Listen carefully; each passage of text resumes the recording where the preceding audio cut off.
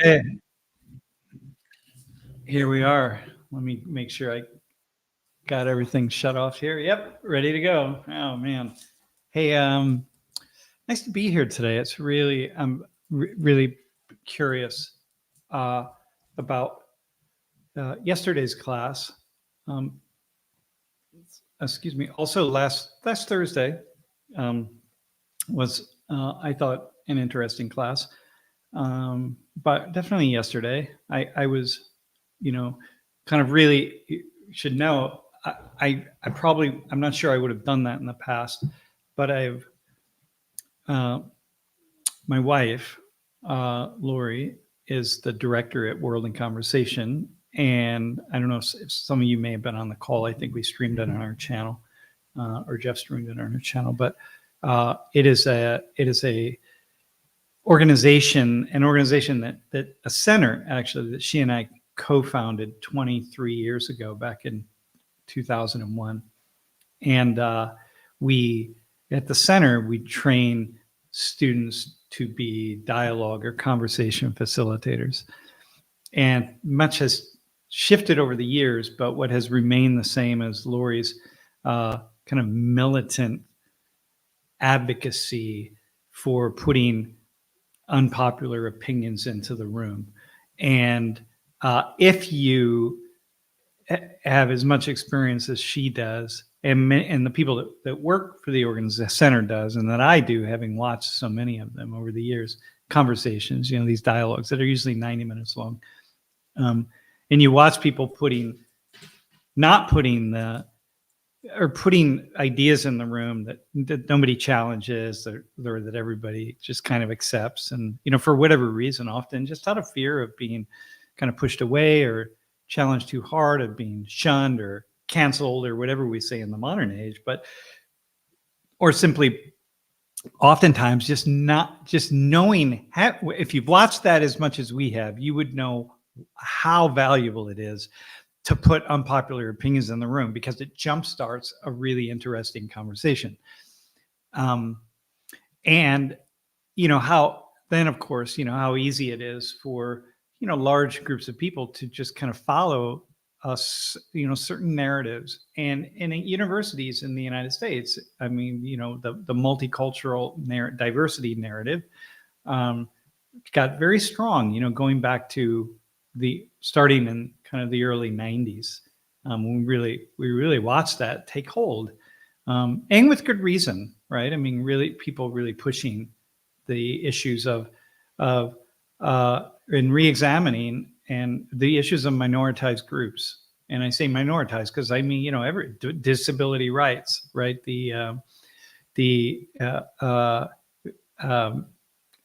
People with mental illnesses, people, the elderly, right? Black and brown people, religious minorities, women, people in the LGBT community, the queer community, right? I mean, all of these things, if we weren't talking about the rights of the minoritized groups in this country, women would still not be voting. I mean, that's the nature of it, right?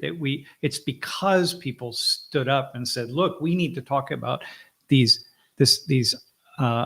unpopular issue here, and that many of you are not going to like. And it's called women's rights and women voting. And then it's, racial and ethnic and cultural minorities, right? And so, just even the rights of Italians, if you study just Italians and the Irish in the United States and how they were treated, man, Italians in particular, like so anyway, all that took hold in the early 90s in universities, and then ultimately in the private industry and so on, and it's great value. And so, but then it also has what happens with things like that is we get talking points, and people start learning the talking points. So instead of examining the issues very carefully, people memorize the talking points, and then when things get heated, you don't want to be on the attack, especially you don't want to be attacked. And especially if you're not really confident with your views. And so therefore, it's instead of being attacked, it's much better to just kind of follow the group and just kind of say what you think you should say in order to go along and not be criticized too hard and not be outcasted.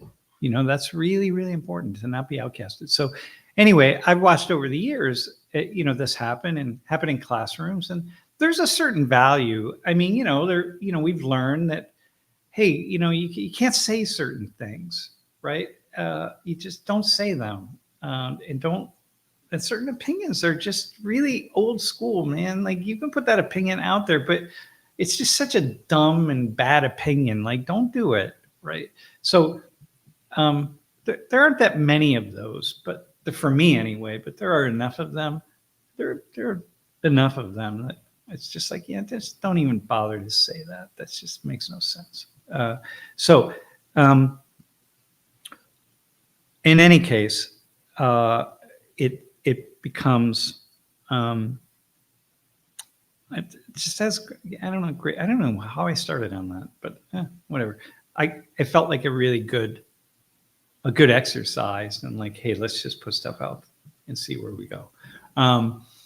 Hey, let me throw. Why don't we throw a couple questions up, right? I know I wanted to respond to Ricard Magnuson. You said something about Ethan yesterday, and I'm not in the habit of talking about student volunteers, right? So I'm going to be very limited in what I say, okay? Because I don't put my opinions out there about volunteers. You felt like he got some undeserved flack, and well, I just want to say that something about that as a man. And at some point in the class, I made a kind of a recognition of this. Sometimes men, and this is just it's just my own thing. I don't know, right? Sometimes men, we get in our heads, and I've been in so many situations in small groups where I've been kind of attacked. I wouldn't say, I don't think Ethan was attacked per se, right? Okay, but I've been in situations where I have been like really put on my heels, so to speak, by people, and ultimately, I think in almost every instance, what it came down to that kind of triggered something was me doing this kind of man thing, or common in men, where we get in our heads and we don't acknowledge our feelings or the feeling that is out in the room, and just like when we think about war and we think about people dying, it's just like there's a tragedy, man. It's just like sometimes you have to see it up close, right? You have to engage people, you have to talk to people, you have to really be you have to touch it and touch it emotionally.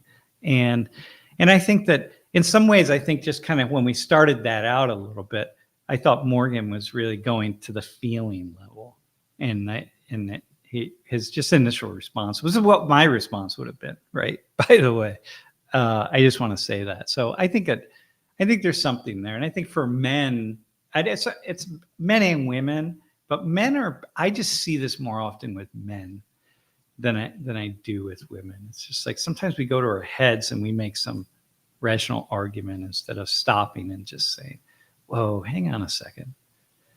Whew, man. And there's just emote something. So I don't know. So Ricard, I just want to say that at all, if I could. Yeah.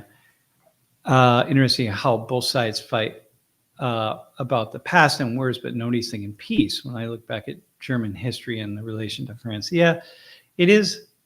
Well, what happens is, yeah, it seems like, first off, I want to get away, Axel, from both sides, because there are so many sides here, right? There's so many sides.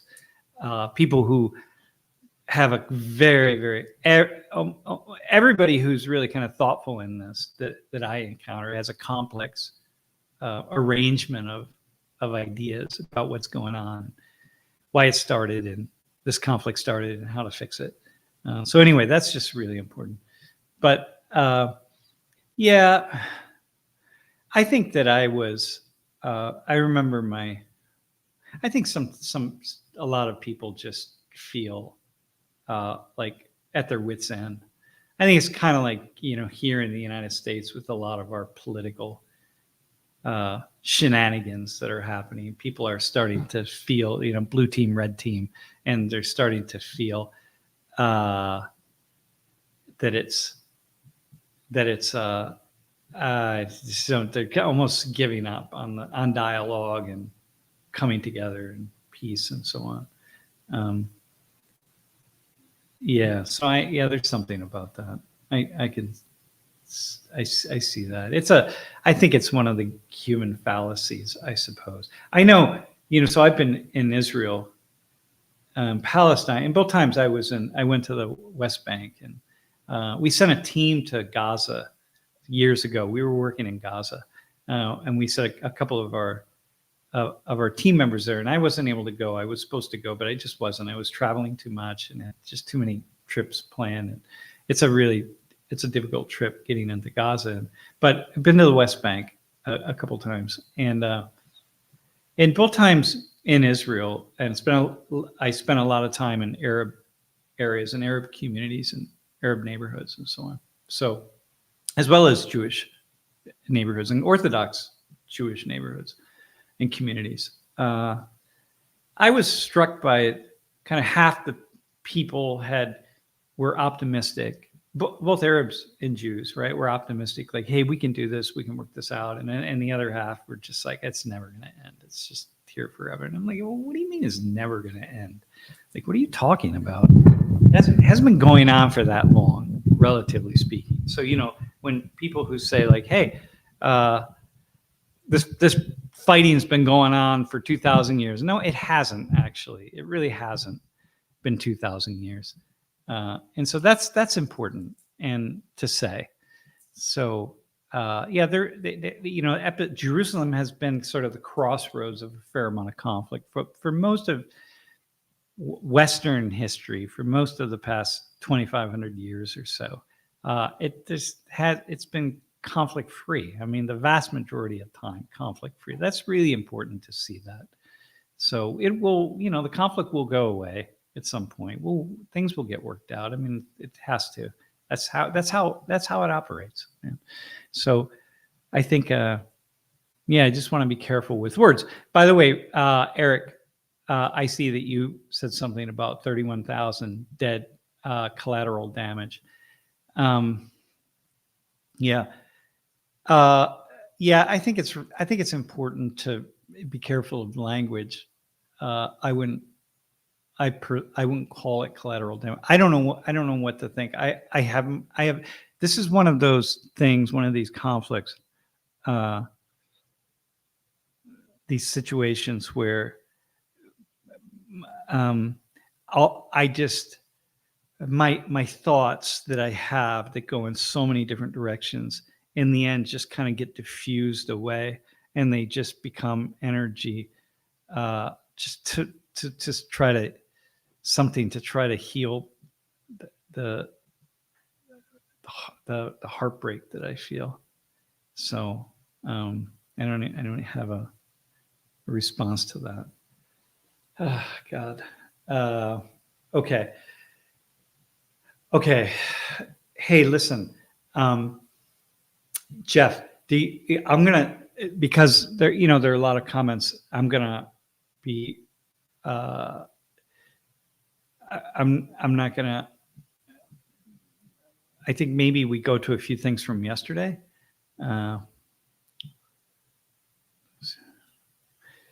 Here's some chat questions. These were some that I was going to answer yesterday, but you really understand that. Hey, by the way, maybe Jeff, before you do this, let me just say one quick thing. I really was holding things tight yesterday. and I know that there were certainly students in the room who were feeling as though I was holding things way too tightly, and that I wasn't giving enough space for people to share their views, right? And I'm going to disagree with that. I did disagree. I will tomorrow, because I'm sure we're going to do a Q&A in class tomorrow, and because we only have 35 minutes or 40 minutes maybe max, and I'm just certain that people are going to raise that issue. But this is what I was trying to do, was really demonstrate by using the two students, Connor and Morgan, who were really perfect for that, who didn't know very much. By using them to ask the questions, I felt like it set up the possibility of demonstrating a conversation. And I think what we're used to seeing, or what you all are used to seeing, who aren't anybody, well, you're not, you're used to something else because you're watching Super 19, but those who are not watching, they're seeing are these kind of sound bites about students who are out shutting things down and protesting and completely unwilling to listen to anything that anybody else is saying, who disagrees with them about hot topic issues like this. I think it's just really demonstrating that what can happen if, it's going to get testy. It's going to get tight at some point, difficult. And people, there are going to be some things that some people don't want to hear that other people are saying, and vice versa. But in the end, what is possible is that young people can have a conversation, and they do on a regular basis, right? Not as often as I think would be valuable. That, of course, is why World in Conversation exists. And, our organization about 12 years ago became the largest university-based dialogue organization in the world. We were doing 3,000 of those 90-minute dialogues every year, which is just nobody is coming close to that.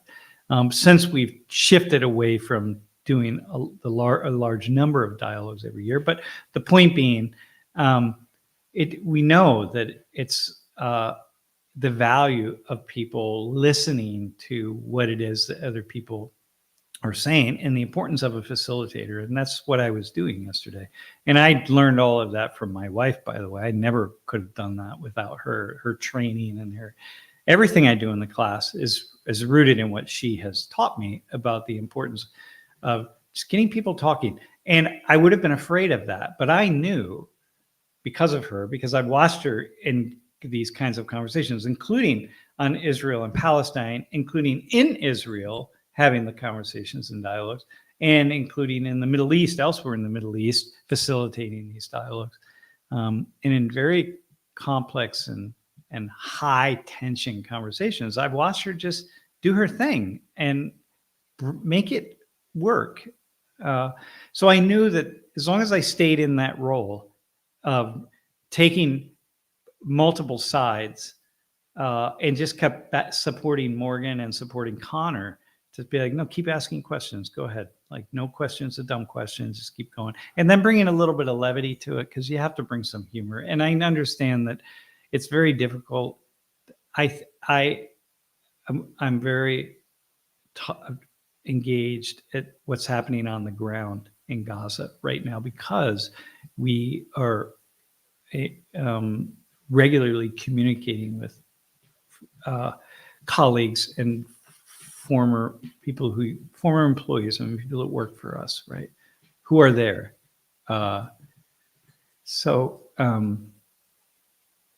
But levity, got to have some levity, man. You have to. That's just part of it. So, all right. So, all right, Jeff, let's go, man. I was just going to say, let's start with last Thursday. Here's a couple. All right, let's go, man. What do we got? The first one. How about the Tyler B? How about just go to that one?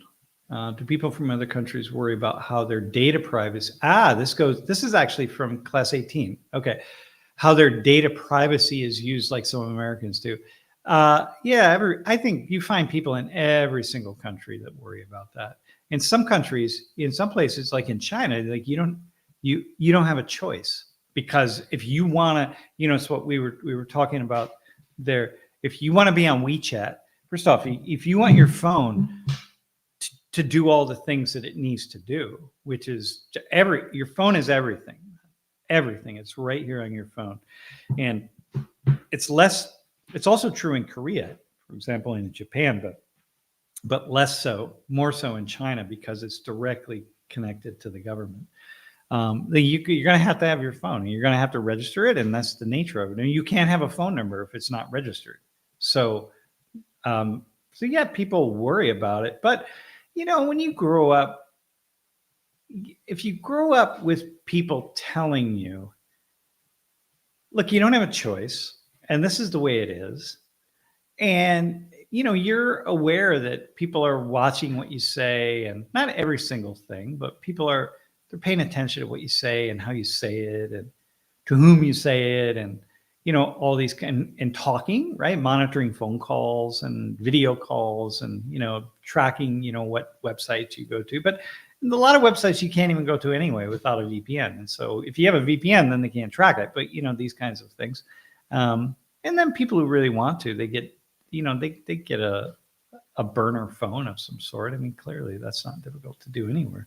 But if you grow up with that and awareness of that, then you just grow up with the sense of like, okay, well, I'll just live my life, And I think for me, so I think about all the things that the really hardcore issues that I touch on, and the potentially what could be really dangerous issues, right? I mean, the kinds of things and the websites I visit and the places I go in order to collect data for. I mean, I don't go to the dark web, but but to really try to get data for things in class and that kind of stuff. Well, there's nothing I do that if the let's say we lived under the Chinese system, there's nothing I say or do that I just would have a problem with people spying on me and watching. There's nothing at all, man. And I am a public figure. And so therefore, when I am in class, or even right now speaking, it's public. There's nothing I can do. If someone takes my words and they do something with them, and they make videos out of my words, and they twist them around, and they slander me and so on, I have no recourse. I'm a public figure. I can't sue somebody for slander at all. So it's just like, well, that's the way it is. And so I operate with that in mind. And so many people in many countries, to where they're being, they would be tracked. I mean, China is really the biggest one, because there aren't many Saudi Arabia and China, there aren't many governments that really have the ability to truly track people. Like in Iran, they don't have the technological capacity to. They do, but they don't have people in place in the same way that certainly the Chinese do, right? And so you just get used to whatever. It's okay. It's really not that big of a deal. And it's true for almost every single American. It is not a big, there's almost nothing that anybody says that matters to anyone, and you would get in trouble for. And the few things that you want to say, most people are just spitting into the wind, right? It's just like, what? Nobody cares. Nobody cares. So I think when you're socialized around a system like that, and I'm speaking as a sociologist, by the way, I'm not speaking like I might have my own ideology about this. Like, well, it's a really good idea to have a citizenry who's free to say what they want to say. And I mean, yeah, I could make that argument very easily, but I'm just speaking as a sociologist. And I'm wondering how much this kind of belief that freedom is really valuable here, the freedom to say what we want to say and do what we want to do, less so, but say what we want to say and think what we want to think, and visit online the places we want to visit. I'm just wondering the degree to which our emphasis on that as a citizenry here in the U.S. takes our attention away from all the ways in which the powers that be, the aristocracy, the oligarchy, if you want to say, the people in power are actually just like got us focused on these issues over here about our own individual freedom, and damn it, I'm free to say what I want to say. Meanwhile, they're just walking away with all the power and money and privilege and resources. I mean, as long as they can keep us arguing about these other silly things, like not silly things, but those things. I don't know. That's a thought. No, it's not just a thought. It's beyond a thought. I think I would put my flag right there that at some level it's very true. So I'm not saying that I want to live in that system, but I already live as though I live in that system. And so do most of us. We could go right to China. We could get a cell phone. We could fire it up. We could register our number, everything, and almost nothing about our lives would change. Yeah. So that's a thought. Yeah. It's just crazy to think about. All right, man. All right, Jeff. That was class 18. That was a really good question. All right, let's go to class 19. We can do Eric's. Let's see what the Nakba. Yeah. So the Nakba it means the catastrophe, and Palestinians use it for like 1948, the establishment of the state of Israel. I mean, that's kind of use it. Many people use it for the time before that, when large numbers of Jewish immigrants were coming into Palestine, as they were calling it then. But anyway, the Nakba, so that's what it refers to, the catastrophe. And it really influences, it influences a lot, right? I mean, it's really important to know. I mean, there were Jews living in Palestine in the early part in the 18th century, 17th. Jews never left the area that we came to call Palestine. Okay, before it was called Israel. People didn't call it Palestine for forever. I mean, since 2,000 years. But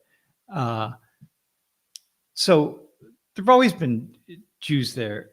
So that's important, right? To see that.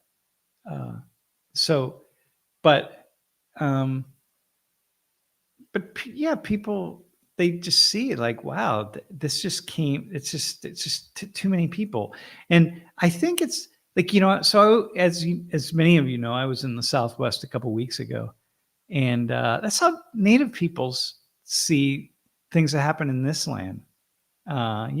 It's like before the landing of Columbus in Hispaniola in the Western hemisphere is like the Nakba, like you really see that. It's the so anyway, that's how, but it's not just here. Human beings, we are a people of migration. I say this all the time, right? We start in Africa and we just go from there. People have been moving around the planet just Homo sapiens for hundreds of thousands of years, right? So, and when individuals or very small groups of people move into somebody else's territory, it's not really a big deal. But when large groups of people do that, as we really started to see in the second millennia of the Common Era, then you see these kinds of experiences with people all over Europe, right? I mean, look at that. There's some great videos online about, showing a map of Europe over the course, like 10 minutes, where you just see the past 2,000 years, and it just keeps changing. The years are just ticking by, and you just keep seeing the map change, countries going away and coming together, and regions and lands and kingdoms. And it's like, oh man, this is just people being swallowed up in one way, shape, or form. I wish I had one of those. I should find one, but they're not difficult to find. It's really just very illuminating to see. But that's kind of the nature of it anyway. So that really impacts the way Palestinians, the worldview of Palestinians. Yeah, very much so, and understandably so. Right. Okay, Nathan. Hey, Jeff, can you put Nathan Cody's question up there about? No, the other one. First off, that other one about during the conversation in class, you really focused on empathy. The engineer in me really wishes you hadn't and pushed for a more concrete discussion based around the requirements of what both sides want. Yeah. Hey, Nathan. Yeah. Thanks for raising that. Here's the problem, right? With that, we didn't have enough time.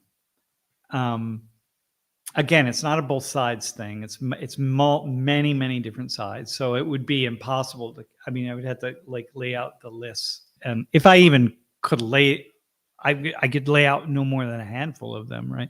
But of what different sides want. I knew it wasn't possible in that situation, and it didn't become my. And I hear the engineer in you is going like, oh, I really wanted that. Well, you can get that. You can find lots of people talking about this online. So the best I could do with the 5 young students that we had was to do kind of what we did. And, have a couple of people asking questions and trying to get their questions answered by these other 3 people who really had a stake in what was happening. So, it was really the best I could do. So, but same with me. I'd like to, I always kind of want to go further, but part of what I do, it's like our shorts, like Jeff, he makes the short videos to get people to say, hey, what was that about? So they watch one of the longer videos. It's like 10 to maybe like 7 minutes to 15 minutes. They watch one of those. And then if they really get hooked, then they watch the entire lecture. But most people aren't going to start with a 75-minute lecture. I mean, it's just not going to do that. So same with that conversation yesterday. It's like, well, here's where we can go. We can see that this is possible. And once again, remember, I'm trying to demonstrate to the other students in the class that, hey, you can have reasonable conversations, y'all. Because that's the most important thing, people that have given up. And I'm trying to demonstrate to them. And then other people who are watching might say like, oh, okay, well, I want to learn more about this. So like you, for example, would be a good case of that.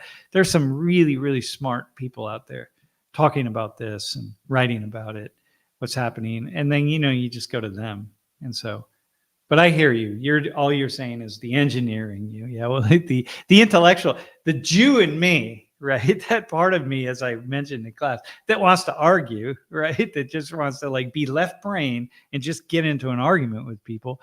The lawyer, the lawyer in me, right? I say the Jew in me because there's a joke in the Jewish community that if you put like, 10 Jewish people in a room, you have like 150 different opinions, kind of thing, one of these things, right? Because, Judaism, it's a religion of the book, right? They're people of the book and the book of laws, right? This is really, really important. And so, we see a similar thing with, Christianity and Islam. There's a lot of, as my buddy, one of my professor buddies said the other day, he's been reading the Quran. He's like, man, there's a lot of finger wagging in the Quran if you read it cover to cover, and same in the Old Testament. A lot of destruction in the Old Testament. God wasn't very nice back then to people. Yeah.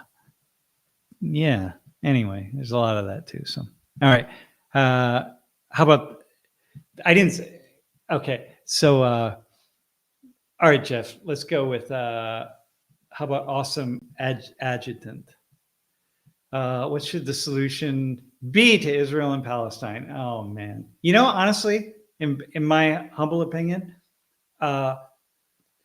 it's a one-state solution. Just like put people together, man, work it out, and really, the majority of Palestinians will shut down the radical views of any radical thinkers who are saying like, no, this is not enough. We want it all. Then the majority of Jews will shut down the radical thinker of those Jewish people who are saying, no, we want it all. You just shut it down. It's one state solution, in my humble opinion. Has been my opinion for a long, long time. Just put it out there and get rid of the weapons, man, as many as you possibly can. But the military industrial complex, the weapons manufacturers, they make a lot of money on this conflict. And so everyone would have to agree to say, like, no, we're not gonna bring the weapons in. We're gonna get rid of as many as we have in there, and we're gonna have one army. It's gonna be an army of Arabs and Jews, and it's gonna be, and we're gonna live together. And it's gonna be really tough for a hot minute, but you can do that. We see that all the time, man.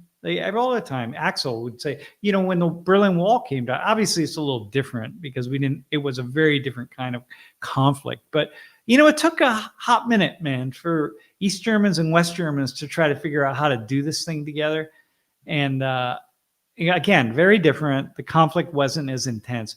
But in Northern Ireland, man, no one thought that it was going to be possible there.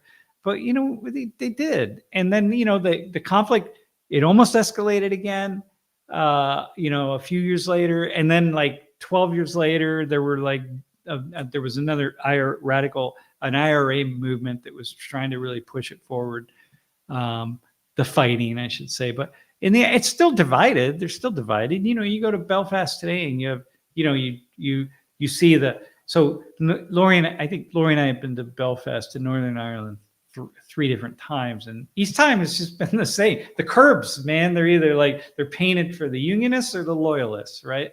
And that's just what it is. But it's okay. People are getting along. So, yeah, that's what I would say. That's my solution.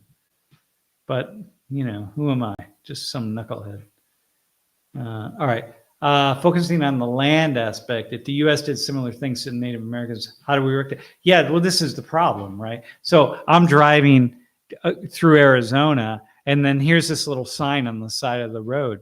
You're entering the Apache reservation. Nothing has changed, right? And I'm just like, okay, well, what then? So what happens? So we drove on to a couple different reservations, and you just suddenly you're on, and all right, it doesn't. I don't know. What do you do, right?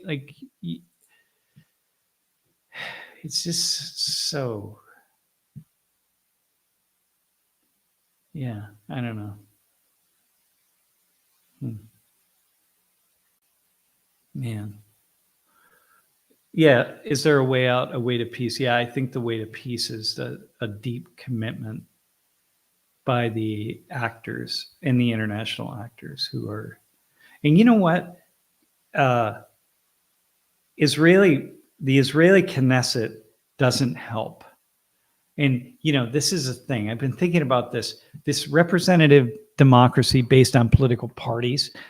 Okay, listen, folks, in my humble opinion, once again, it's just like a tiny little puny trying to think my way out of a wet paper bag sociologist in the middle of Pennsylvania. I'm finding less and less how do I say? I'm finding it more and more difficult to hang my hat on representative democracy based on political parties. That the parties, they care about winning. It's about winning. And I'm watching it in Korea, and I was just reading some articles about the political parties in Korea just battling out. They're not solving a problem. They're just trying to take down the other party. And I'm like, why don't y'all try to actually solve the problem? Just sit down together and stop thinking about, well, if we solve the problem this way, it's going to elevate this party over here. And if we solve it this way, it's going to elevate this party over here. It's just solve the damn problem. When you have this so-called representative democracy rooted in political parties, the parties take over. And it's the reproduction of the parties. And of course, that's what we see here in the United States. It's the political parties that are running the show. And it's a huge investment, man. These the conflict, the more we just keep putting tap into these conversations and debates, these parties are hundreds of millions of dollars of investments just constantly. It's just like billions of dollars, actually, in election season, billions of dollars. So many jobs, so much at stake for who wins. They just can't stop. And so they don't want to solve problems. You can't solve problems because the only problem to solve is your ability to get a bigger stake of the pot and to keep a bigger piece of the pie, so to speak, and for all these people to keep their jobs. And so therefore, why do we think that this so-called version of democracy is the best way? But why wouldn't it be something like the Chinese have? Just like have a bunch of relatively smart people just make decisions and tell everybody what they're going to do. Like maybe get stuff done. Maybe that's why, like we've been working on, we have a road project here in my town, and they've been working on it for a year and a half. And I'm like, the Chinese would have had this done in 2 weeks, and it's a year and a half of inconvenience. It's just like, get it done, man. Just get it done. I know there are a million problems with that. I sound like I'm shilling for China. I'm not. I'm just trying to make a point. Any case, so what was the question? What was I asking? Oh, God. Yeah, is there a way out the piece? Yeah, so the big problem is, this is Axel's question, is that the Knesset and these political parties, man, they make you like Netanyahu, in order to get power, he has to make an alliance with the extreme right-wing, the most right-wing extremist Zionists of all the Zionists.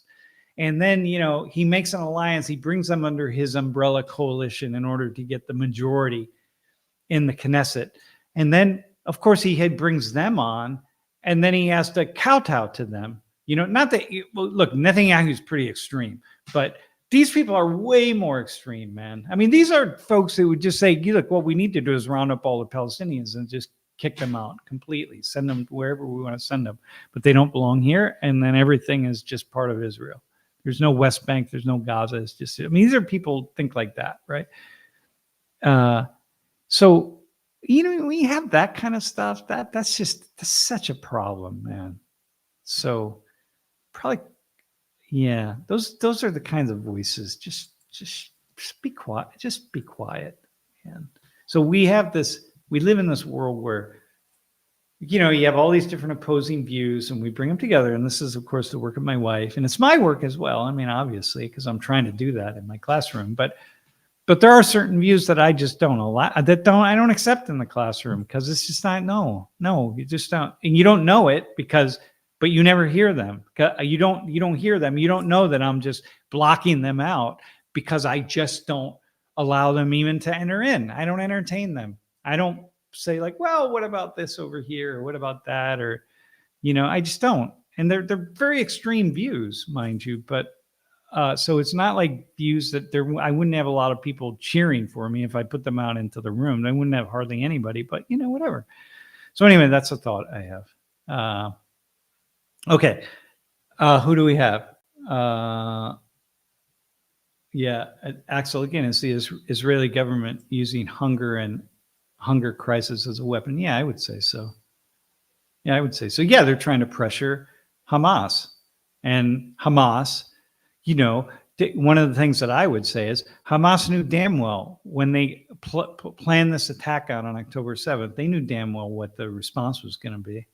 I mean, they knew, it's very clear what the response was going to be, but you did it anyway. I mean, it's kind of like, what? It's like, let's fire a single nuclear missile over to Russia just to make a point. Okay, well, we know what the response is going to be. So like, all right, what?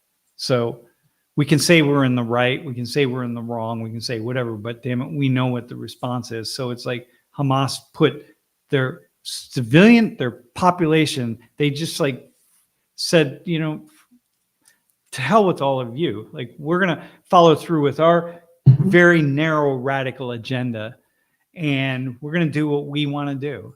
And you all are going to be at risk. And then, like, why doesn't anybody blame Hamas? Why isn't anybody saying like, hey, Hamas, come out from the tunnels, where you're hiding, come out and fight the Israeli soldiers, right? What are you doing? You're hiding behind civilians or underneath civilians. Nobody makes that argument. So it's like ceasefire. Israel ceasefire. Like, what about Hamas ceasefire? Like, stop, right? What about give yourselves up? You know, I don't know. It's just like, so that's a viewpoint that has to also be out there, as well as, listen, man, you can't use hunger, dude. I know we're getting notifications from colleagues in Gaza about the suffering that is happening. It's horrific. It's horrific, right? And so if we're going to point at the Israelis, which is pretty easy to do, we could also point at Hamas. So, which for people on the left or people who support Palestinians, it's a little bit harder to do. Yeah, because you could make the argument that, well, Hamas is fighting their historic battle against Israel. Yeah, I got that. But, I understand that. But when you're a military strategist, and you are regardless of whose army you're in, if you're the German army or the Spanish army or the Indian army or the U.S. army or whatever it is, right? If you're a military strategist, you also make decisions based on what you think the response of your enemy is going to be. And if the response of your enemy is something that is likely to be something that's pretty intolerable, like, they're going to send a nuclear missile over or something. Like Pakistan and India both have nuclear weapons. So it's like, okay, if we just send one weapon over, well, the response of the enemy is going to send 2 back. And then we're going to send 3, and they're going to send 5, and then it's going to go on and on. So, like, you don't do that. You just don't do it. So why don't we look at that anyway? That's a thought that I have. That's just that. And again, I'm just being fair. I'm seeing this. My job is not to take certain sides. Like, that's other people's job. That's not my job. My job is a teacher, which I'm always doing, is to, whatever is on the table, try to see what else I can say to add to it or to make it more complex. That's my job. So, yeah. Okay, go ahead. What else do you got? What do we have? What does liberation mean for the Palestinians? Well, it depends which Palestinians you ask.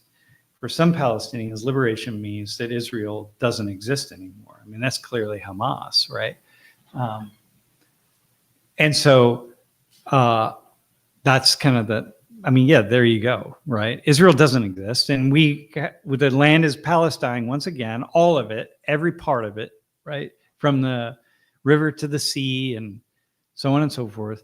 So for some people, that's it. For other people, it's just like, hey, we put down our guns and we just live in peace, man. And we're liberated from all the walls. We're liberated from all the rules, the walls, from living in this kind of neo-apartheid state. I call it neo-apartheid state. I only say that because I don't use the word apartheid regarding Palestinians, right? I don't think it's, but neo is okay. I think that again, all of the restrictions on movement, restrictions on where people can live and what they can do, and all sorts of stuff like that, that matter to individual liberty and individual freedom. And so that would be liberation, right? So for many people, it would just be like, look, we stop fighting and we just live together in peace. For other people, it would be, hey, we'll do a 2-state solution here. We'll have, Gaza, the West Bank. We'll figure out ways for people in Gaza to go to the West Bank and vice versa. All sorts of things, right? So it means a lot of different things to many different people. Yeah. So, yeah, I think that's a fair answer. Okay. What else? why do Palestinian protests never chant for release of hostages and put pressure on Hamas to end the war? Yeah, well, okay, Boozger. Yeah, well, because people aren't thinking that.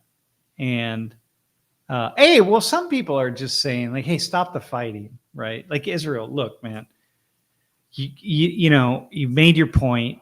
30,000+ human beings have died. The destruction, the number injured, the number who have never psychological and emotional trauma that will never, ever, ever leave them as long as they're on this earth. That will be part of their lives. It's unfathomable. You made the point. Like, stop.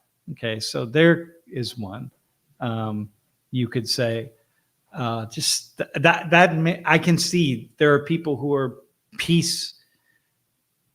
are pushing for peace, and that's why they're just like they're too busy focusing on Israel right now, who has the weapons and has the advantage and has the ability to bring down this reign of destruction on this population of human beings, man, and to now to prolong a level of suffering that is just unfathomable. My God. So you see that and you say like, okay, stop, right? But they're not, but people don't, and then but in order to take the next step, you have to stop and think, wait a minute. So Hamas could give up the hostages, but they're not. I imagine they're not, because they know that if they give up the hostages, they have nothing to hide behind, right? The only thing that's kind of keeping them from all out,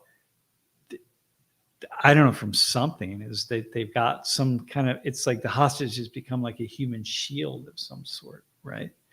And you know, you say like, okay, well, just come out from the tunnels and just fight. But like, that's, well, you know, you're going to lose, right? So like, what?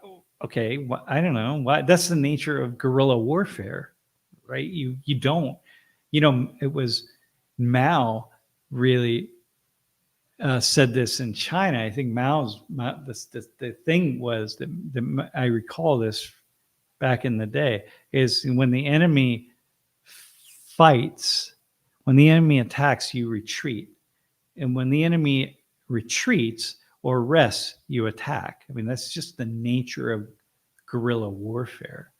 And, you know, by the way, that's what the founding fathers, like in the Revolutionary War here in the United States, that's largely what they did. And in fact, Mao said, is my recollection is he said, one of the lessons, that's one of the lessons he got from reading about the U.S. Revolutionary War. So that's how we defeated, in part, how we defeated the British, right?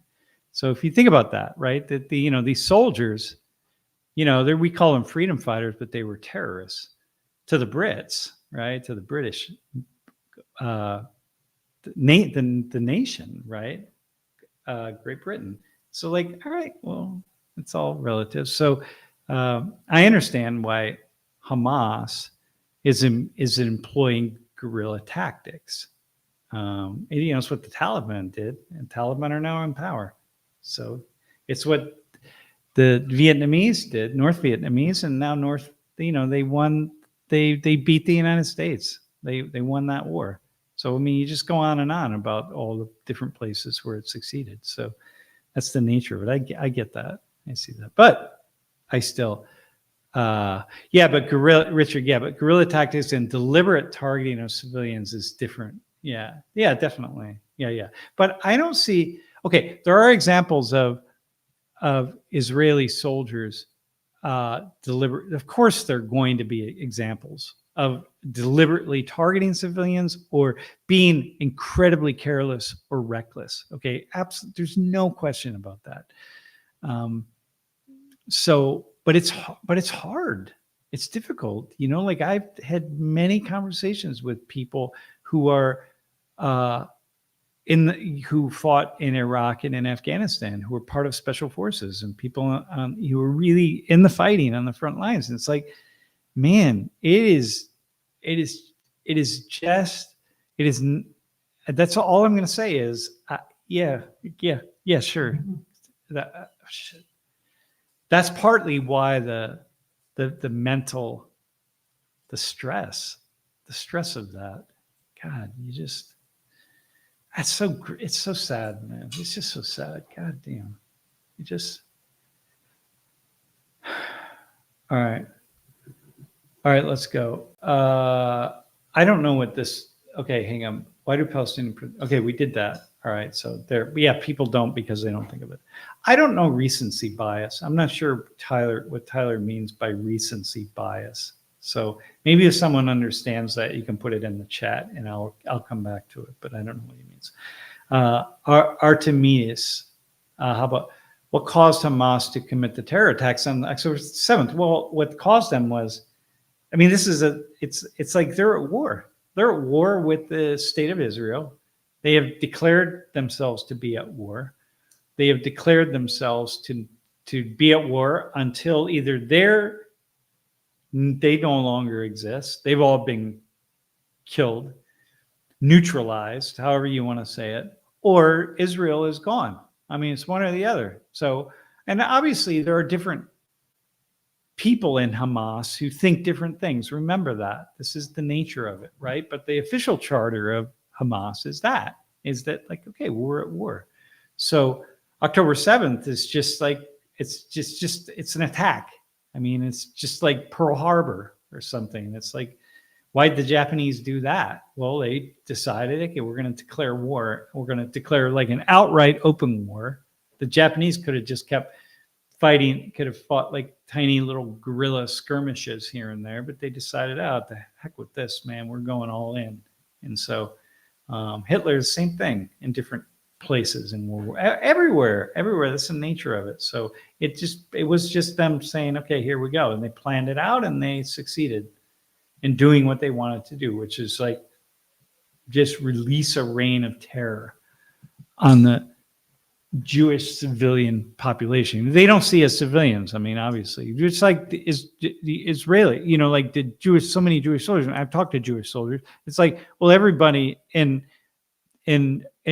Gaza, they all support Hamas, so therefore you're all responsible. So we'll kill any of you. It doesn't really matter. Well, Hamas feels the same way about civilians in Israel. There are no civilians. You're all part of the military state. Many people feel that way about the United States. I've had many conversations around the world, although I will say less so in the Middle East, but around there, especially in Latin America, especially when things were really hot in Latin America back in the 1980s, when I was spent so much time in Latin America, so many years.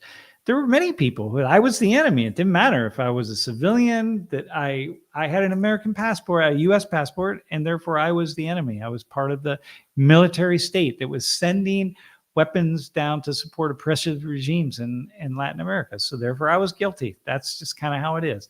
So that's how many people in Hamas see that Jewish civilians, and how many people in Israel, Jews in Israel see Palestinian civilians. So it's like, yeah, you're all guilty. So, okay. One more question. Let's see. So, is there a basis to assess the go forward path of this issue Yes, absolutely. Yep. I think I responded to this. This is a great question. Yeah. Go forward just like we did in Northern Ireland. Yep. It's fine. It's going to work. Don't listen to people who say it will never work. You don't listen to them. You don't. And you do your best to not let them derail the process of movement toward living together, right? Collaboration and living together. You don't. And one person and one bomb and one action can do so much damage. And we see this with like Trump, for example, right? He's got this kind of, you see it with Biden too, but Biden is just like a steady stream of just whatever. I don't know what it's, steady stream of something, but you just see it like that one statement that just like riles people up, It's like, oh, yeah, it's just kind of, yeah, you stop. Yeah, you don't let it get derailed. And in Northern Ireland, man, they were just hardcore about not letting the radical members of the provisional IRA, the IRA, the Protestant paramilitaries. They just were hardcore about shutting them down, man. And you have to be, and you would have to be. Yeah. So, all right, man. Okay, what do we got? Jeff, I already did for the third time. I still say the silence is the elephant in the room. The U.S. is being leveraged by a super PAC, APAC. Okay. There is okay, well, let me respond to that. Part of the unfortunate component of U.S. politics, this is going to sound like a component of U.S. politics, is that we've decided that these that we were going to follow the money, and that we were going to remove all of the restrictions on money, so that we could have presidential campaigns that cost $1 billion, which is, if you think about just that, for example, right? A couple billion. I don't know what the estimate is now coming up for this next one, but and we're just going to do that. Well, that means that you just have these groups of people, these political action committees, that just have such an immense amount of money. So the APAC is the American Israeli Political Action Committee, which does not represent all Israelis. It does not represent all Jews. It is a political action committee financed by people who have a very kind of a narrow vested interest in a perspective on this conflict, and how to move forward with it, how to solve it, and what the future of Israel and Palestine should be. I mean, not a singular perspective, but yeah, it's one. And they have a lot of money, and they spend a lot of money, and it's unfortunate, actually. Yeah. I would say, by the way, and they don't have a lot of money because Jews have so much money, right? It's not about that. They have a lot of money because they just are the people who have a lot of money based around, they are people who have a lot of money, and they unify around a singular issue. So, who have decided to. And once you do that, then it can be quite a bit of money. Hey, all right, what else do we have?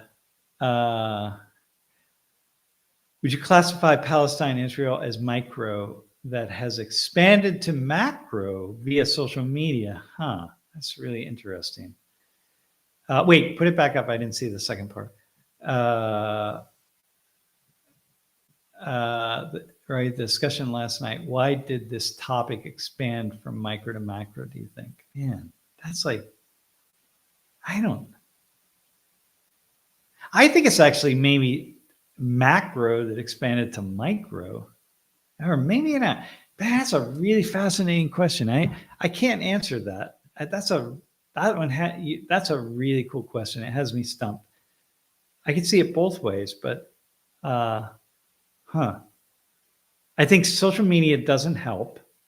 And what I told students yesterday ahead of time, when they sat, not the two students who were asking the questions, but what I told the other three students is, you're not going to change anybody's mind. There's no one in this room, there's no one on the stream who's going to change their mind. They're thinking about this because of anything that you say. The people sitting here across from you are not going to walk away saying like, oh, that person made the best point, so therefore I'm going to follow them. There's nothing. It's not going to happen. So as we move forward in this conversation, remember that it's a conversation. We're engaging. And so it was like, okay, but it's emotional. All three of them are committed. I mean, they feel passionately about it, which is why I brought them back up.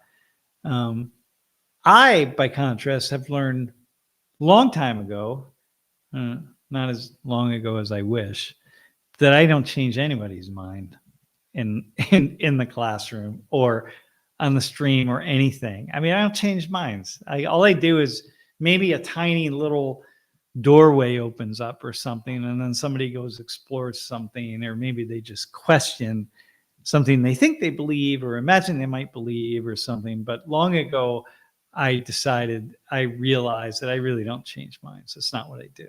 It's not what happens in a classroom. So it's not what should happen in a classroom either, right? But I should scramble their minds. I should make them more confused, and that's a pretty good thing. And that's fairly easy for me to do because I'm mostly confusing as a person. So, but that makes it easier for me to be in a situation like yesterday, facilitating, doing that class in the way that it did, without feeling like I owe it to somebody or something to dig in here, because it's just not. It's just not. It's not happening. But in any case, that's a really, it's a good question. All right. Willis, what do you think of the growing communist ideology here in America? Having seen videos of people marching in New York City with big communist signs and stuff. Yeah, that's actually really fascinating. First off, I don't think it's growing that much because communism in the United States is a dead ideology. So it's like racism, right? Racism is dead. It's, it goes against history. You're not going to, you cannot build a sustaining, viable ideology based on racism, the classification of certain groups as inferior or superior, right? Which is why, like, certain parts, anyway, I'm not going to go there. So, and you can't on communism either, even though most people don't understand what communism is, right? I mean, communism in the purest sense of the term. This is what I was saying yesterday about lawyers. Like, lawyers can argue anything, right? A good lawyer can argue anything. A good salesperson can sell anything, right? You can take a bunch of ice cubes and sell them to people at the North Pole, right? But communism is this. There's nothing first off, it doesn't exist, just like pure democracy doesn't exist, pure communism doesn't exist, but it's like kind of leaning toward a place where people all work together for the same goal, and we minimize the differences between us, and we minimize the ability for certain individuals in a particular collectivity to profit in extreme ways from the work of other individuals in the collectivity, right? So now what I just said, right, that's communism. Jesus and the good, the whole comes together for the good of individuals, right? So Jesus Christ was a communist. In the New Testament, there's the Jesus' communist ideology, which is like, feed the poor, feed the hungry. Hey, look at that. Oh, all right. Feed the hungry, help the poor, house the homeless, do these things, right? I mean, that's basic come together as a community, man. What God wants is for you to do that and follow God's will, and follow the Holy Spirit. And those are the kinds of things that you would do. Heal the sick, take care of the sick, take care of people who are in need, right? That's fundamental communism. Anyway, but the problem is when your energy goes toward equalizing things, it doesn't go toward rewarding the innovation. And it's the innovation that's sort of what we've now built a whole world around, innovation. And so communism is dead. Like you can't, there's nothing. Like you're gonna destroy the innovation. The Chinese figured this out. That's why China is no longer a communist nation. If they were, they wouldn't have the innovation that they have. So same with the Russians, right? They just move away from that completely, because that's the nature of it, right? You got to reward individuals to be innovative. And if they're going to be innovative, they're going to profit from the innovation, because if they're not profiting from the innovation, there's, people have a desire to be innovative, even if they don't profit from it. I don't profit from doing any of this. So, That's not what happens. Nothing has changed in my life. I get paid the same. Everything is all the same, but I just want to do it because it's fun. And Jeff keeps upping the game as I do it, and he does it, and I do it, and he does it, and he keeps making things more interesting. So then I'm just like, all right, let's keep going. But anyway, that's the kind of the piece of innovation that you kind of lose out on. So I will say, what do I make of it? I make of, young people are going to come around with the hammer and the sickle who have no idea what it means. And they're going to have flags and they're going to do things. And by the way, the Communist Party in the United States has never gone away. And there are so many folks who can go out to parades and they can take their flags out and they can carry those in a parade. And maybe they're doing it today. They didn't do it for the past 20 years, but they decide, whatever, now I'm going to do it. And they're going to go carry my flag. So it looks like there's much more happening, but yeah, it's dead. It's not, it's dead, but I whatever, go for it. I applaud it. Like, yeah, take your idea, take it out there. It's cool. The hammer and the sickle, whatever. You don't even know what it means, but it's colorful. So go for it. Right. Okay. Am I in trouble for that? Am I allowed to say that? Maybe because I know it doesn't really matter and nobody's going to follow them. Nobody of any consequence is going to follow anybody who espouses some sort of communist rhetoric. So it's like, just whatever, raise the flag. How about that, man? How long did it take for the 13 colonies to fully integrate? Heck, yeah. That's a really cool. But at the same time, remember that, it took a long time, but come on, man. Like, hey, remember that there was a movie? Who was the guy in the movie? It was just a couple years ago about the guy what's his name? Who's the really popular, oh my God, the popular actor who was, played on Castaway. No, he was on a, who's the male actor who's like, and he played this guy that read the news. He went around the West and Tom Hanks, man. Oh my God. Nim Chimpsky. Thanks, man. And he had this movie where he read the news. He was out West and he was in Texas, I think. And and that was his job, man, to go around. He'd get a newspaper and he would go to these different communities and he would read the news. And I'm like, that was in the 1800s, the late 1800s, right? So imagine in the late 1700s and the early 1800s that the people were not capable of communicating in the way that we communicate now. So like people were not very well integrated, and it was extremely difficult to bring everybody onto a similar page. Man, it just didn't happen in the same way. So yeah, of course it took the 13 colonies didn't easily integrate with one another. Maybe it was easier though when they finally did than it is today, because today people can just come up with any number of reasons to divide and then divide and conquer. And maybe back then it was like, okay, well, here's what's coming out of Washington and here's what we're going to do. And but that didn't filter down to average, mostly farmers. Like they're just living their lives like, oh, okay, right, great. Now we're dividing the land that was that if this region up, it's going to be part of this state called West Virginia. And then, later it's like, okay, well, now we're going to be in this county in West Virginia called like Morgan County or whatever it would be. That's just, okay. It doesn't mean that it's so fascinating to think about that, the ways in which how that would have happened and how much people did not know. And when you watch that movie with Tom Hanks, I didn't see the movie, by the way. I've seen different parts of it, but I know the story because I've read about this, right? And when you think about how much people did not know. It's really daunting. Yeah,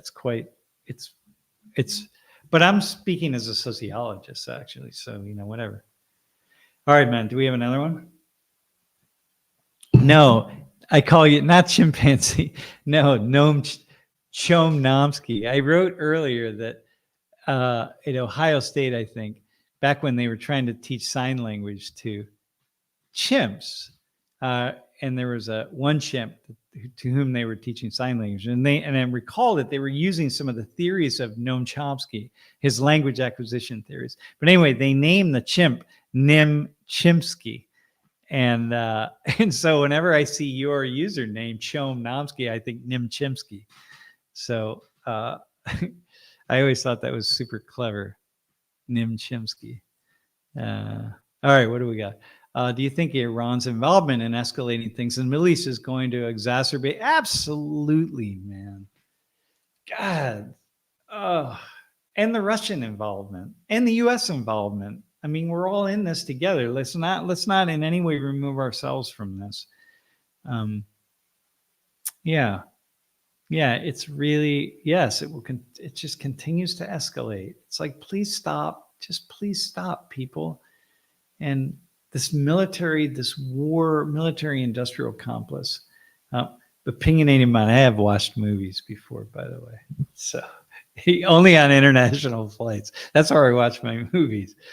I mean, once in a while I watch here at the house, but not very much. Anyway, the military industrial complex. Yeah, we make money from war. So, hey, I had a couple students at the end of class yesterday who,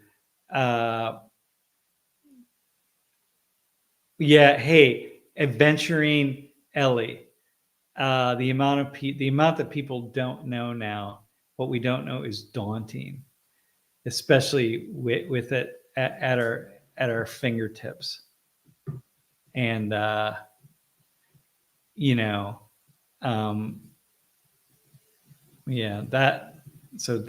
see that in the chat.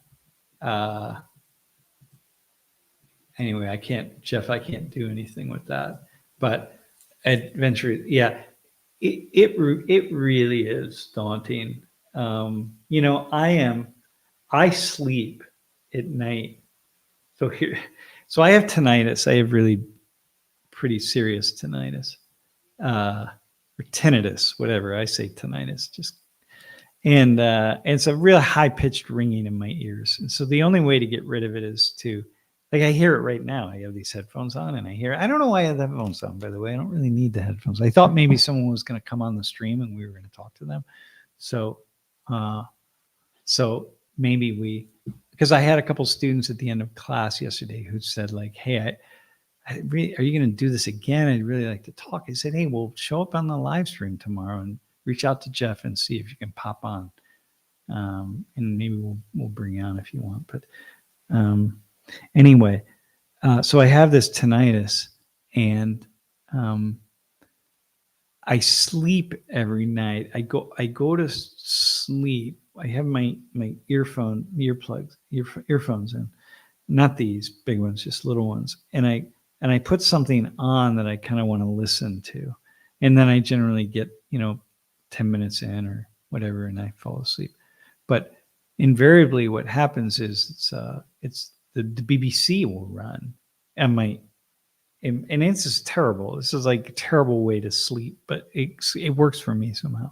But at some point I'll wake up and I'll just kind of put the BBC on, and the BBC is just running in my ears all night long, man. And I just periodically wake up and I hear part of a story and I go back to sleep, and I wake up and I hear part of a story and I go back to sleep.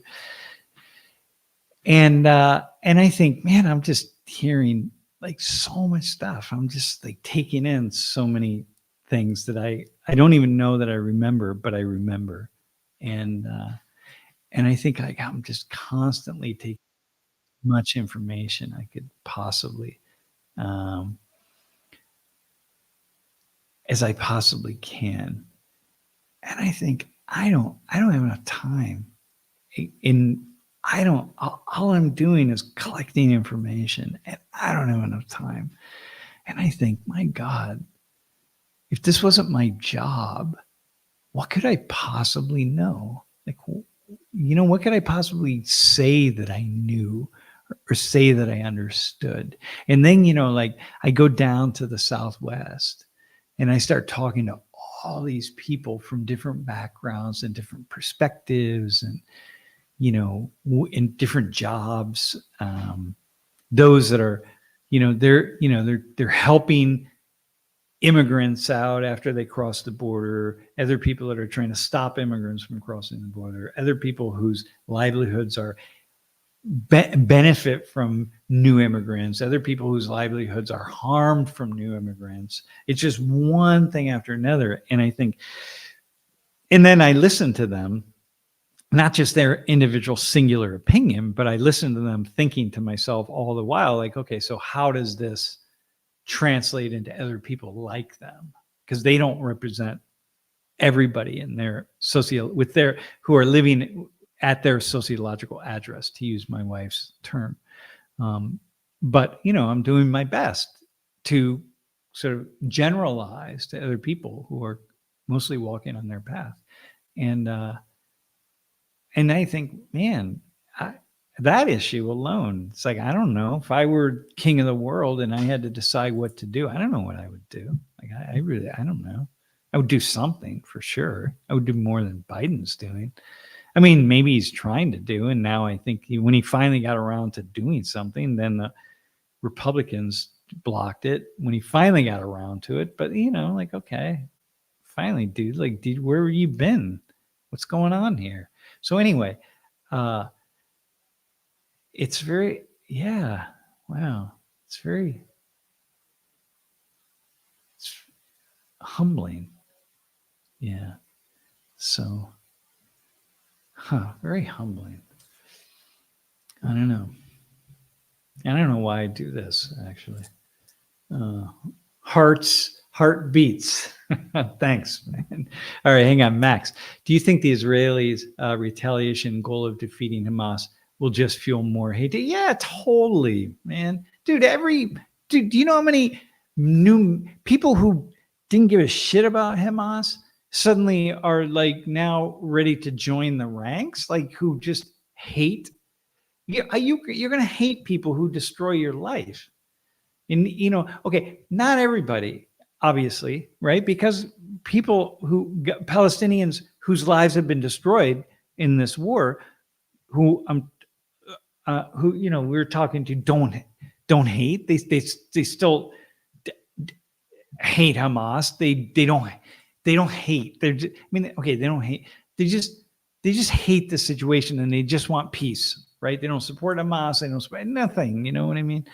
They just want peace, man. And they're not going to suddenly say like, hey, give us a weapon. We're going to go fight the Israelis. That's not what that is. But many people are. And people aren't as Palestinians, by the way, especially in Gaza, highly educated population of people.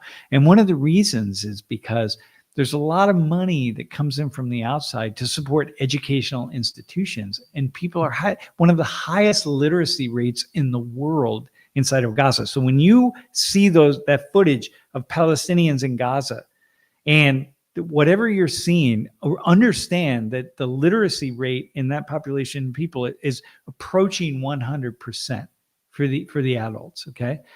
And not the oldest adults, because, there are many older Palestinians who didn't have the educational opportunities, but the students we work with, I can't tell you how many letters of recommendation I have written for Palestinians in Gaza with whom we have worked over the years, because they want to go to graduate school. They look, I can't get a job. I can't get a job to pay me, but there's this opportunity to get my master's degree or my PhD degree here in Gaza, or to study online at a university outside of Gaza. So I'm just going to get another degree. And so highly educated, I'm telling you, and for the worst possible reasons, right? Because the economy has suffered so much over the course of and I'm just talking now about the past 20, 25 years, 20 years where I've been more active there, that if for the worst reasons, because the economy should be thriving, anyway, but yeah, so that's I don't know what brought that up, but yeah, but about making enemies. Yeah. So do you think newer generations are susceptible to the division used in politics? We have way more in common. Yeah, now we are. People, okay, you do have more in common. Hang on, let me think of it. Jeff, can you put that back up? This is a really good question. I want to give it some thought. So GUI84, do you think newer generations are as susceptible to the division that politicians used, right? To keep us separate, divide and conquer, right? That's such a thoughtful question. And I have to say, I don't know. I can make the art, and the reason I say I don't know is because I can make a really strong argument, I think, toward yes, you are more susceptible, and I can make a strong argument that you are less susceptible for this reason that you mentioned, that you have more in common. It's so fascinating. And we see this around the world, right? Listen, lots of people, especially young people from around the world, watch these videos, and I get emails from them. And the questions they ask me and the things they say are the same things that other young people say. So it doesn't matter if they're in Korea or China or India. Recently, I've been at a lot of stuff from India. So Jeff, some videos must have really taken off in India somewhere. I don't know where, but because I get a lot of communication from India. But the young people tend to have very similar comments and questions, and they talk. And again, but these are the ones watching the videos, right? So these are clearly they're speaking English, unless the translator is working. But even then, the translator is not that. It's never going to be that great. Although it's getting better. So they have a certain mindset anyway, a mindset that's reaching outside of their country, wherever the country is. But the kinds of questions and comments that they make are very similar to the questions and comments that young people make on the other side of the world. I can only say that from my experience. So that makes me think that, young people, the younger people, at least of this generation, have more in common than sort of older folks. And the more they want, right? Like, wait. I just saw Jay Wilson's comment. I do admit I listened to Sam's lectures to put you to sleep. Good. I would listen. I should try that. I should listen to my own classes and put me to sleep. That's really funny.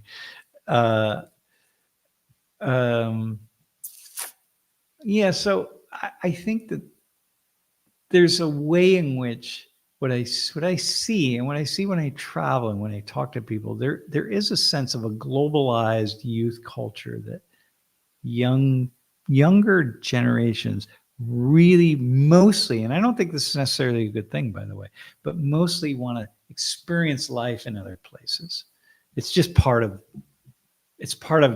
this travel culture that we have, and these so-called influencers, whatever that is, they just add to this, right? It's not true of everybody, but more and more people seem like they want to just sort of go somewhere and have some kind of experience and get their phone and take some kind of selfie or a short video and send it to their friends on Facebook or Twitter or TikTok or Snapchat or wherever Instagram, and post it and say, like, hey, I'm here. Like, I'm at the Parthenon in Greece, and like, okay, isn't that great? It's like the humble brag thing. Like, I'm really honored to have had this opportunity to whatever. So, yeah, so I know there's that, but those are all good things, right? Because you break down those walls. But at the same time, man, the ability to divide, man, the ways in which AI can just build these very powerful divisions and create them between people is unprecedented, that it takes so much to reach beyond these divides, and we get hooked in. Like, do you know how many people suddenly just decided that they support the Palestinian cause, and they couldn't pick Palestine out on a map. They couldn't speak for 20 seconds about what the conflict is about. They have no idea. They just followed something that's like the next thing to protest against. And the same might be true. You could say the same is true with Israel, but mostly that's not where young people are. Young people mostly aren't. The same might be true. Yeah, I mean, there are a lot of, of course, like there are people who are taking the Israeli side, so to speak. Again, multiple sides, but taking that position, nor could they make a strong argument for Israel in any way, shape, or form, or understand what the conflict is about. So, yeah. I guess the reason I stumbled there is because I'm not seeing the younger folks, especially like on college campuses and stuff, that are lining up and who seem to be lining up on this are mostly on the Israel side are mostly directly aligned with Judaism or Jewish students, more likely to be smaller in numbers, more aligned.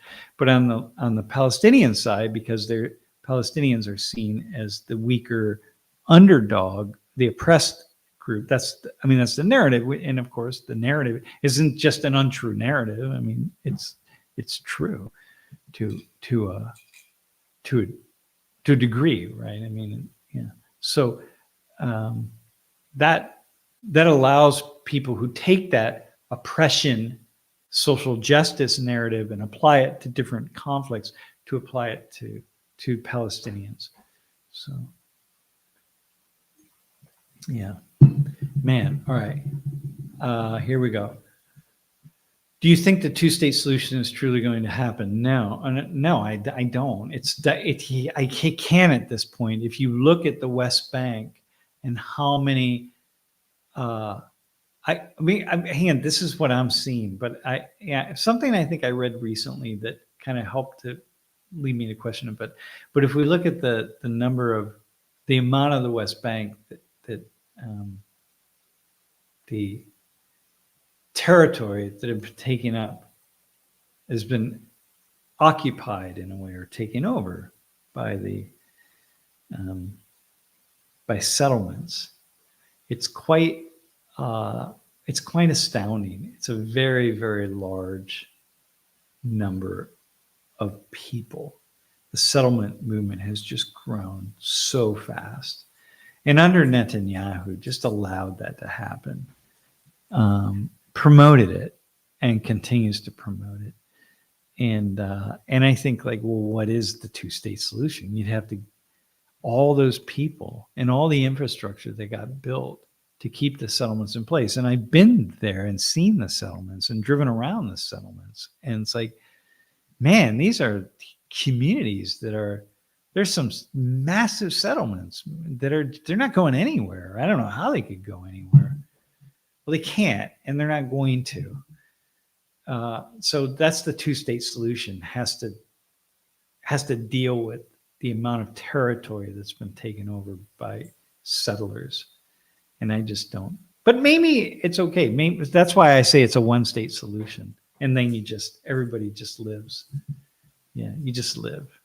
Look, like, people have the idea that these kind of wars, they just go on forever. And, like ISIS and ISIL and ISIS, and they're just like, hey, this is a forever war. Remember, it was called, Derek Filkins wrote that book, The Forever War. He was a journalist for the New York Times, and he was writing about Iraq and Afghanistan. It's just like, it's just going to go on forever. And ISIS is going to fight forever. Well, no, they're not. They're not. And they're not. And they're going to disperse and go away. They're still there. I mean, they haven't fully dispersed, but they're a shadow of what they were, 6 years ago, 7 years ago. The Taliban have stopped fighting. There are some ISIS groups that are fighting with the Taliban now, but these things go away. People stop fighting. They get worn out. They stop. They don't want. Human beings do not want to fight. There's always going to be some people that want to fight, but the vast majority of human beings don't want conflict. They don't want violence. They don't want war. They don't, and they tire of it, and they just finally say no. Northern Ireland's the perfect example that the Unionists and the Republicans, they just got tired and just were done. So that's my answer to your question. Yes, that it would be the one state solution is probably the only solution at this point. You know, Hugh Breeze, have you seen a global protest like this before? Huh? Yeah, the Iraq War, for sure. Both Iraq wars. We saw that. The war in Southeast Asia was quite global. It wasn't just the U.S. where we saw, protests. We saw protests all over. I think in the middle of the 1980s, it wasn't to the same degree, but the protests against the U.S. wars in Central America and in South America, right? So, yeah, I think we see this. Yeah, that's my answer there. More so than this, the Iraq War. I'll admit I'm ignorant. My little understanding goes back to Holy Land belongs to us, get out, and can't even fathom all that has been piled on top. Well, listen, here's the deal. That's not how it plays out. The Holy Land belongs to us. I mean, you have to, you always have to think, oh man, I have a buddy who makes fun of me for saying this all the time, but you have to think like a sociologist. It's like when I went down to the border 2 weeks ago, life is really mundane. It's just mundane. People waiting in line, people showing up at the border. They're trying to cross. They're figuring out how to cross. They're figuring out how to line up a way to cross, or are they going to? Are they not going to? Are they going to go back home? Are they going to, it's very mundane. Everybody's doing their jobs. The Border Patrol is just doing their jobs. They're driving up and down the fence, trying to see are there any gaps in it, is any problem. Everything is really mundane. That's Israel and Palestine. People just living very mundane lives. And it's not about, this belongs to us and we should have it. Most people are like, hey, I'm here. I'm not here. I'm trying to figure out how to survive. I want to get a job. I need to get some food. I need to plant some food. I need a little bit of land. My family is in X place. They're really in dire straits. I want to try to bring them here. I want to figure out how to get along with my neighbors. I need my neighbors, like here we have this idea that Thanksgiving in the United States is based on this idea that settlers really depended on native peoples at one particular moment in time. Well, settlers absolutely depended on native peoples, and they depended on other settlers. Like you can't just survive. Like people mostly in this region got along quite well until a small contingent of people came along and who politicized things and decided, look, the only way, just like Hamas decided the only way we're going to survive is to attack the Israelis, right? And the Jews, right? And so some Jewish people decided, hey, the only way we're going to survive is just we got to stake this land out and legalize it and make it a political nation state. And there were other people saying like, no, we need to all get along in a different way. And some people, that's it. And some Palestinians saying like, okay, as a result of that, no, we need to make this a Palestinian state. And then but mostly for most of that time, for most peoples starting in the early part of the 19th century, up until 1948 and beyond, most people are just living their lives every single day. And if you stuck a microphone in their face and said like, hey, what do you what should happen, then they're going to give you an opinion. But that opinion is not what drove their day-to-day actions. Their day-to-day actions were just survival and getting on. And of course, wanting to get on with their neighbors and wanting to see a reason to get on with their neighbors. So that's how human beings are, man. That's how it is. And it doesn't change from that. And so therefore, this idea that there's just like these large, now it becomes something a little bit different, because you start sticking microphones in the faces of lots of people who develop a certain narrative, a shared narrative, an agreed upon narrative that, like, hey, this is our land. Then that narrative is going to grow stronger. But, among most people, it's like, you want to get on, man. They're smart enough to know that, Jews are smart enough to know you're never going to get rid of Palestinians, and Palestinians are smart. Most are smart enough to know, like, most Jews are smart enough to know you're never going to get rid of Palestinians. And those who aren't smart enough to know are the extremists who think, like, yeah, we're going to get rid of oh, really? You're going to get rid of all the Palestinians? And then what? Right? How are you going to do that? And how you think the rest of the world's going to support you once you do that? And most Palestinians are smart enough to know that's like, yeah, we're not going to get rid of Jews. Aren't going anywhere. It's like, come on, man. So, like, let's figure out how to make this work.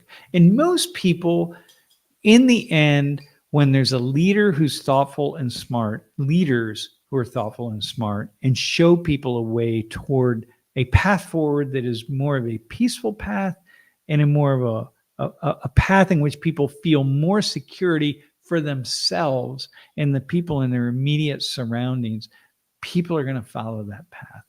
They just are, man. That's what it is. And I'm not a cynic. I'm thinking, I'm not, I don't see the world through rose-colored glasses. Like, oh yeah, we can all just get, no. This is how human beings are. Look around. We're not fighting. There's very little. You can watch on YouTube lots of road rage videos, but when's the last time any of us ever saw road rage in action? This kind of stuff, right? I'm in my car almost every day. I think I'm at air rage. I've never seen poor behavior on an airplane. Okay, there was a guy who had his foot up on the seat in between my seat and Lori's seat, and Lori and I looked back at him, and I was just like, dude, seriously? And he took his foot down. Okay. That's it. That's the closest I've seen. And I fly all the time. So, anyway, that's what I want to say. Damn. Yeah. Boom. I mean, I don't know that if any of that's believable. It's what I believe. So I don't know if it's true, but it's what I believe. All right. Anybody else? Okay. Come out to California. I see road rage. Okay. All right. I'm not going to say, like, okay, hang on.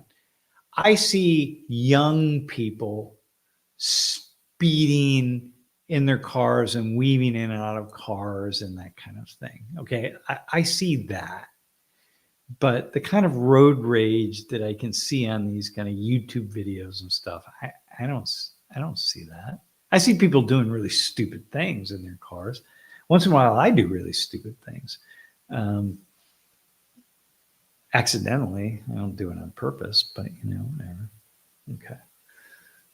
All right, man. What else do we have? We will be live next tomorrow. Yeah. Hey, class 20th. We will be 2/3 of the way through the semester. It's hard to believe. It is just a Q&A. So unfortunately, for you all, this is a Q&A. And yeah. Huh. Yeah. I do want to say, if there's a student who's watching us, they're most likely already have started their readings and videos. Looking at Ninja Squirrel Studios about seeing road rage quite a bit in Canada, no less. Come on, I thought you Canadians were all really nice to one another. Huh. Like, okay. Damn. Anyway, the students in class read a series. They watch certain videos, and we just pick random videos out, by the way. So if you're wondering, like, what's the exam about? It's not about anything that happens in class. Julie and I pick out videos and articles that we think are really kind of interesting, a wide range of things. Man, it could be anything. I mean, it's really all over the place. Stuff from the U.S., stuff internationally, and just things that we think, hey, this is kind of interesting. It'd be really kind of cool to watch. If I were 20 years old or 22 or 23 years old, I'd be happy watching that. And so we just pick those out, and then students either read or watch, or they don't, whatever the case is. And then we ask them questions, multiple choice questions. So tomorrow's will be, I think it's a 27 question exam. And the questions are really simple. They're really simple, man. It's like I try to write questions that if a second grader watched the video, a 7-year-old could answer the question. And that's what I want, right? I want people we're not trying to measure for critical thinking or conceptual thinking, or it just read the article. Don't take notes, just read it. If they're all this stuff from the New York Times or stuff from it's not political stuff, just stuff that's like fascinating stories, Like, for example, we had this article about this high school in Wisconsin where they, it was like a shop class of sorts, right, in northern Wisconsin, and they had to go out and they had to kill a moose, right? They shot a moose, and then they brought the moose back, and the class spent, next whatever amount of time skinning the moose and gutting the moose and cutting up in the moose meat that people ate. I mean, that was it. That was the class in northern Wisconsin. Now, we don't do that, and you wouldn't do that in New York City, obviously, and in suburban areas, but in northern Wisconsin, in this rural school, that's what they did. And okay, that's awesome. And it was just an article about that. So you kind of get outside of yourself to say, like, wow, whoa, how fascinating would that be, right? So stuff like that. And so that's what the exam is tomorrow. But anyway, you have access all the articles and the videos are online. We put them up, so you can, if you go to social19.org, you can find them for the first two quizzes anyway. So you can kind of get a sense of the kinds of thing. What I know, uncomfortably numb. I know, right? Gross class, right? But you know what? I saw a photo from a med school. I forget where it was, but they showed med students a video of a C-section happening. And a lot of the med students, it's what's really interesting, was that you just saw the faces on these medical students, just like, oh God, just watching a C-section happen. So I'm like, well, that's what it is, that's what it is. People kill animals. Everybody who eats animals, those animals got killed, and most of us are eating. Most of the meat that we eat is factory farm meat, and so those are animals that have been tortured and then killed. So, I use the word tortured, but lived pretty horrible lives. So the moose didn't live a horrible life, and they eat the moose meat, and okay, there you go. So that's what it is.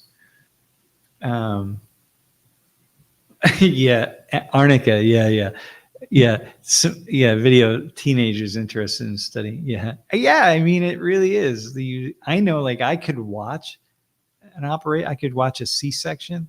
I tried to watch. I had a colonoscopy a couple months ago, and I really tried to watch it live. I wanted to stay awake and watch it, but I had to like sort of bend my neck really hard. I was trying to get the guy who was doing the colonoscopy to move the screen a little bit so I'd be able to see it. And he just wasn't able to do that because I really wanted to watch it happen. It would be uncomfortable. Well, I mean, whatever, I can deal with a little comfort, which is surprising because I'm a man, and mostly my wife. Every time you get a common cold, my Lori says I act like I'm dying, but I thought I could deal with it. But in any case, I couldn't bend my neck, and I went and I took the sleeping drug. But I could watch a surgery live and be okay with it. But if I watch anything online at all, I just feel weak, like I'm going to pass out. So, yeah. Oh man, autopsies. Nimchimsky, Chomnomsky. I saw an autopsy, a video of an autopsy. Man, it's this what's it called, the instrument they use that starts with a T. Man, it's like they just sucking all the fluids out of the body. Like, oh my God, how horrible. Yeah. Okay. Hey, I think that maybe. Okay. What? Okay. Hang on. Maybe take that last question from Todoresk. Why is it often not known that Lebanon, Syria, and Jordan were all created around the same time Israel was planned, and that Jordan, this Levant area, right, was also part of the mandate to give Palestinians land? I think it's one of those things that here's my answer to that. That's a really, really good question. Complex. It's very difficult to hold multiple dates and events and multiple areas of land together in one's mind in a singular historical narrative, especially when that narrative requires coming at it from multiple perspectives, okay? Like seeing it from many different perspectives, okay? It's just difficult to do that, even for the best of thinkers. For me, and as someone who's not one of the best of thinkers, I have to go back and remind myself all the time about certain things. And so when you get a conflict and I saw someone earlier said, it's actually, the conflict is not that difficult. It's not that complex. And it's really not. If you listen to this guy, Finkelstein, who talks about it, he's Jewish, and he talks about it from a more critical, it's really kind of a centrist perspective, but he's very critical. He was anyway, very critical of Israel, of the right wing, the Zionist policies of Israel, right? So on one hand, it's kind of simple, really, but on the other hand, it's very complex. So if you take something like that, so you got, like Syria, Lebanon, Jordan, you got this whole area in the transformation that happened. It's difficult for the average person to grasp onto it, man. It's hard. And most people, I mean, it's not different. It's not easy, right? So, because there's so many of these. And so it means that what most of us are going to do is we're going to simplify the issue, and we're going to turn it into a dichotomy. And we're going to, in a dualistic way, right? I guess turning into a dualism, I guess. And one side or the other side, right or wrong, good, bad, black, white. And then we're only going to be able to hold a certain number of historical events in our minds. And then we're just going to go with that. And so that's why it's not thought about how, the kind of layers of complexity that happen. That's my take on it. I think that, and I don't get, I think that the other day I was watching one of these videos where this guy was on the streets of LA, I think, and he was asking people these really simple questions, man. How many states were in the original 13 colonies, right? And people are like, I don't know, like 10? Right? From who did we gain our independence? Who fought in the Mexican-American War, right?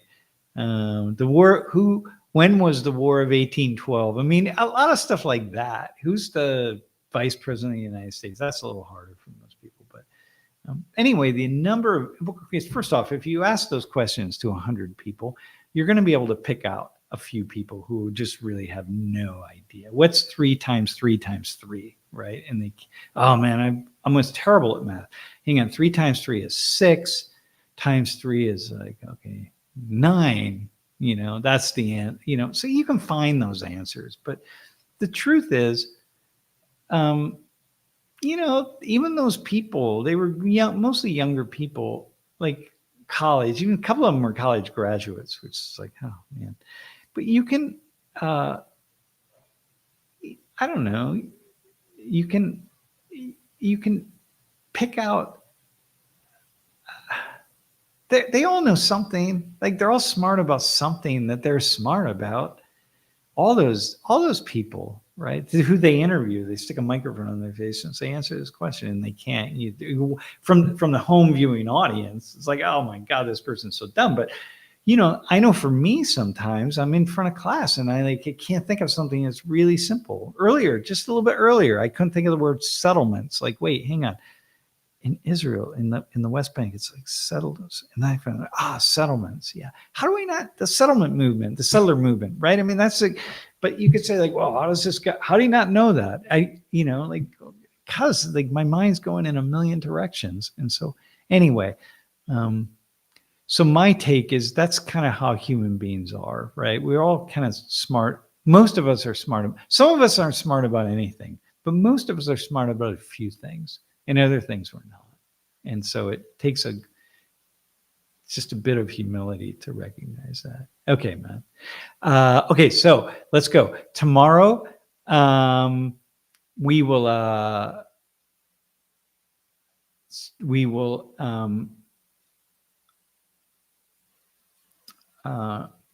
was looking at some of the comments to see if there's anything else to respond to. It's a Q&A, but the questions are going to come from students in the classroom. And so maybe if I have time, I don't know. I was going to say maybe I'll continue in the back room. Jeff, let's talk to Nish about keeping yellow going, maybe in the back room, and we'll just continue the Q&A.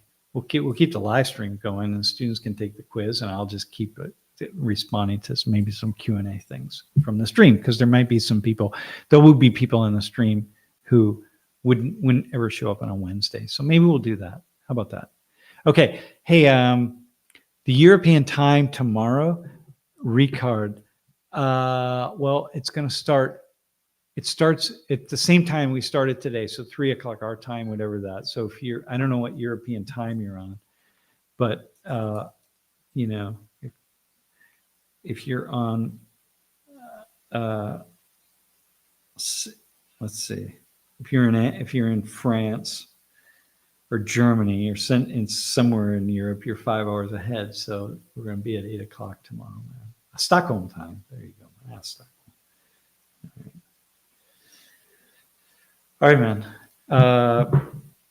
That's us. Wait, Stockholm. Wait, hang on. Let me see that. That's just out of curiosity. I want to.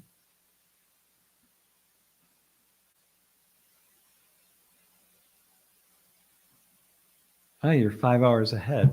Okay, right. Okay, so yeah, so we're at 3, so you're at 8. All right. Okay. Went for an interview at IKEA, and the manager greeted me with saying, "Come in, make a seat." Dude, I like the other one actually that you put up earlier. So, okay. Hey, listen, everybody.